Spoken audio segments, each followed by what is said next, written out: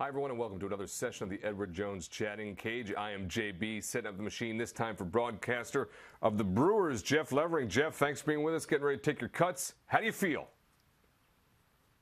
I feel pretty good. We got about 3 hours till game time, and I think I'm loose, ready to take some swings in the cage, yeah. Outstanding. Please, we've had an injury-free run thus far. Do not get injured in this cage. I would feel horrible. Okay.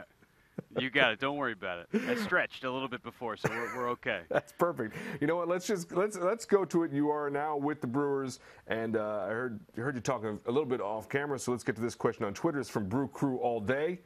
Very simply, what's it like to work with Bob Uecker? It's unbelievable. I mean, if you could ever think of working with Bob Uecker or going out to dinner or lunch with him, that's what it's like. He's funny. He's charming. He's got a story for absolutely everything, and one of the last things that I had to do before I got this job was go have dinner with Bob, and it was unbelievable. Just sat there for 2 hours as he held court and just told great story after great story, and it's fantastic working with him. Unfortunately, I'm not going to do too much in terms of the on-air broadcasting with him since I'm filling in for him, but just an opportunity to sit behind him in the booth during home games and a couple of road games as well. It's a great opportunity for me, and he couldn't be a nicer guy. Oh, that's great to hear. You do want to hear that, and I can imagine stories from Bob Uecker have just a very special place when you get a chance to sit down and listen to those. That's Jeff Levering. This is the Edward Jones Chatting Cage. You get some FaceTime with your favorite broadcaster. This one happens to be Jeff, so get your webcam fired up. Join us right here in the cage. Ask him questions directly. Get that FaceTime that you know you want. I'll go to Twitter while we wait for you to get your laptops ready. Here's how we go. Let's go with this one. Gray Spacer 210 wants to know, what's the hardest part of your job? Hardest part of my job? I don't really think there is a hard part. I think it's a great opportunity to have and talk about baseball on a day in and day out basis. It's a great job. You just got to make sure you get your facts right. You do all the preparation and be ready for a 15-inning game and hope that it goes 220. So I mean that's the hardest part is making sure that you're prepped for as much baseball action as you're going to get. But if you get that 220, 225, 2-1 game, you're in pretty good shape. That's great. Jeff, telling it like it is. It's a pretty great job. So, kids, if you're lined up looking for this job, it's true. It's a pretty great job. Fans, get your chime on the cage, just like this fan right here. All right, what's your name? Where you're from? What's your question for Jeff? My name is Justin. I'm from the Wisconsin area, and I just want to know, I know you fly a lot, and I wanted to know, do you prefer the window seat or the aisle seat?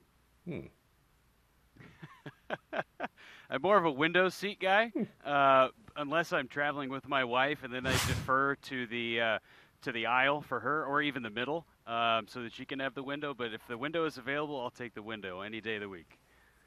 There we go, window seat. That's good to know. These are the things that we can find out in the chatting cage. I would have perhaps guessed you as a window seat, and also can tell right away, since you are a husband who would defer to the middle seat if you have to, you're also an excellent husband. That's clear what we've discovered already here in a very short time on the chatting cage. Jeff, obviously this is a great job. I know you had some time with Pawtucket, which is just an unbelievable breeding ground for incredible announcers. But let's go even further back. Live Flow Sullivan 90 wants to know, who were your favorite players growing up?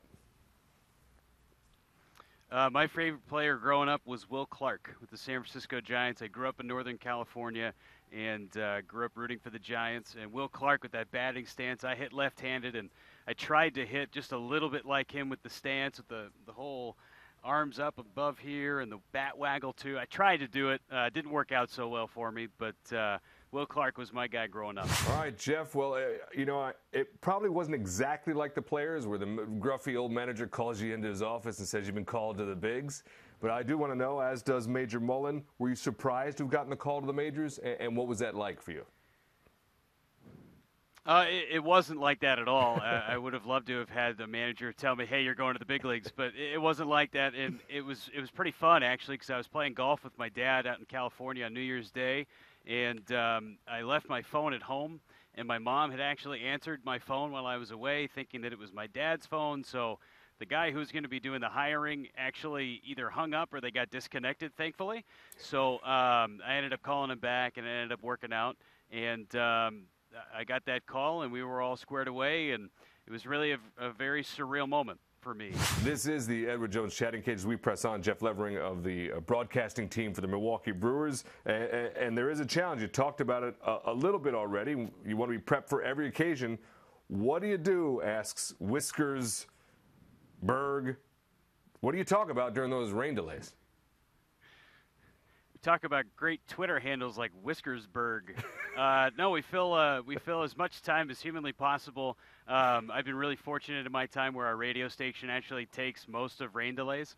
But filling time is good. You do a lot of pregame interviews, and you can use those for filler as well. But it's an opportunity to tell great stories and find awesome Twitter handles. So thanks, Whiskersburg. That was good.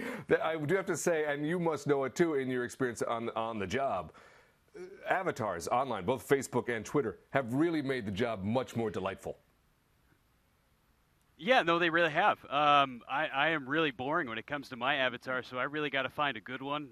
If someone's really good at caricatures or likes doing cartoons, by all means, let me know, and I'll use that on my Twitter if that makes anybody awesome. I'm all up for it. Don't worry. Make sure it's appropriate. That's right. Make sure that's his family-friendly stuff going here. Before we let you go, I want to try to get one more here. Let's go the other way. So rain delay, you just do what you can. You're prepped and ready to go. Important to remember, kids. Goldilocks Zero wants to know, what's the most bizarre thing you've ever seen on a baseball field? And if so, what's the most bizarre thing you've had to call through? Oh, man. There have been a lot of bizarre things that I've been able to call. There was, I remember one time when I was in AA, there was a hawk nest in one of the light standards, and this hawk came swooping down in the middle of our game. And I'll never forget it. The outfielder that was in center, his name was Yem Pradis of Northwest Arkansas, and the Royals affiliate. And he was so scared of this big hawk, and it was a big, massive thing, probably about a 6-foot wingspan. It was just hanging out in center field, and we were trying to shoo it out, and he was trying to do some sort of dance moves to get it out of there, and it couldn't fly high enough to get above the fence, so we had to have one of our mascots come out and try and bait the thing to fly over the fence. And it was about a 15, 20-minute ordeal that we were trying to figure out. And our video guy at the time with the Cardinals put together a great little bit with my audio from the radio call to the video as well, and it actually turned out pretty good. Well, Jeff, it sounds like if Bernie Brewer were to take flight, you will be prepared. I'm excited for that, to know that they're in good hands up there in Milwaukee. How do you feel you did in the cage? I felt like it did okay. I mean, pretty much soft toss, but I was ready to ramp up to about 95 and try and go the other way, but that's okay. All right. It's all good. We're having fun. I will not take that as an insult. You call my fastball soft tosses. No problem there. I want to thank you for being with us, and as always, fans, I want to thank you for being with us for this round of the Edward Jones Chatting Cage. We'll see you next time.